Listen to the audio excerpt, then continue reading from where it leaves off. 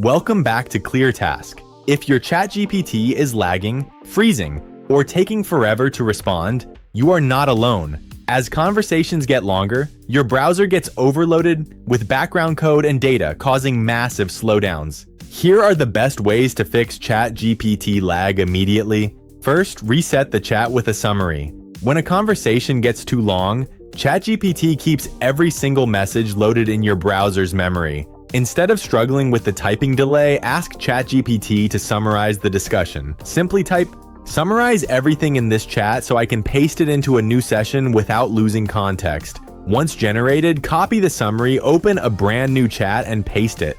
You will keep all your vital background information while instantly restoring full processing speed. Next, clear specific site data and check your browser extensions. Outdated cache files and heavy extensions like ad blockers or script filters frequently conflict with ChatGPT's interface. Perform a hard refresh or clear your site data specifically for chatgpt.com.